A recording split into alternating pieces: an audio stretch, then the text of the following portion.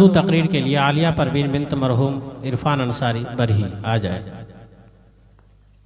وعلیکم ورحمۃ اللہ وبرکاتہ۔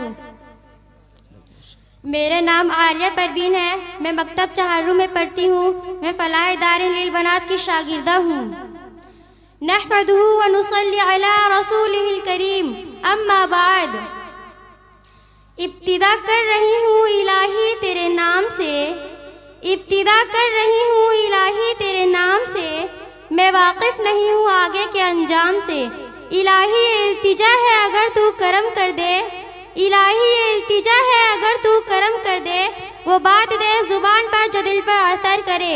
معزز سامعات، آج میری تقریر کا عنوان ایسا ہے جس کی اہمیت سے آپ سب آگاہ ہوں گے، اور اس کی ناقدری کے متعلق آج میری تقریر کا عنوان حجاب کی اہمیت ہے۔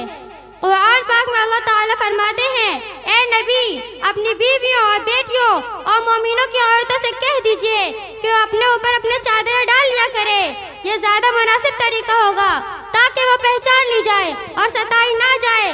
بے شک اللہ تعالیٰ بخشنے والا نہایت مہربان ہے۔ معزز سامعات، لیکن یہ بات کہی جاتی ہے کہ حیا نظروں میں ہونے چاہیے، جبکہ ایسے لوگوں سے پوچھنا چاہیے کہ پھر قرآن میں اللہ تعالیٰ نے نبی اور مسلمانوں کو مخاطب کر کے ان کی عورتوں کو پردہ کروانے کا حکم کیوں دیا؟ معزز سامعات، ضرورت اس بات کی یہ سمجھا جائے، اسلام کوئی قید نہیں بلکہ زندگی کو آسان بنانے کا طریقہ ہے۔ حجاب کرنا دقیانوسی ہونے کے مترادف نہیں۔ آج ہمارے معاشرے میں حجاب کرنے والی عورتوں کو دقیانوسی کہا جاتا ہے، اور جو عورت سر پر دوپٹہ کرے اسے پڑھنے لکھنے اسے تانے دیے جاتے ہیں، اس کا مذاق اڑایا جاتا ہے۔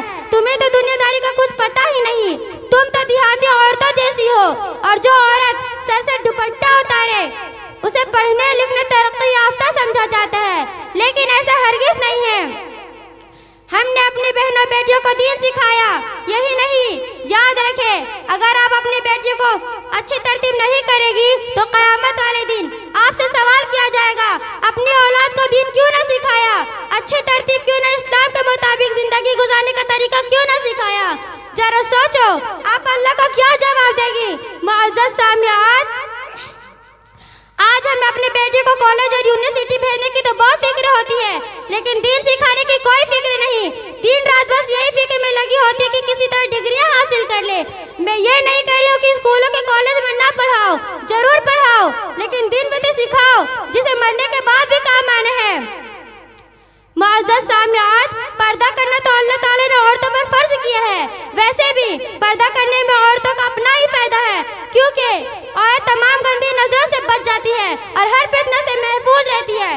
اگر کوئی عورت کہتی ہے کہ ہمیں تو گرمی لگتی ہے حجاب کرنے کے بعد، اگر حجاب کرنے سے اگر گرمی نہیں برداشت کر سکتی تو ذرا سوچو جہنم کی گرمی کو کیسے برداشت کرے گی؟ جو عورت جہنم کی گرمی کو یاد کرے گی اس کے لیے پردہ کرنا آسان ہو جائے گا۔ اب میں اپنی تقریر کو اس شعر کے ساتھ ختم کرنا چاہتی ہوں۔ ہے گل کے لیے رنگت، رنگت کے لیے پردہ، ہے گل کے لیے رنگت، رنگت کے لیے پردہ، صورت کے لیے سیرت، سیرت کے لیے پردہ، کیا خوب بنایا ہے ستارے حقیقی نے، کیا خوب بنایا ہے ستارے حقیقی نے، پردے کے لیے عورت، عورت کے لیے پردہ۔ آمین وآخر الدعوانا الحمدللہ رب العالمین۔ بہت اچھے، ماشاءاللہ۔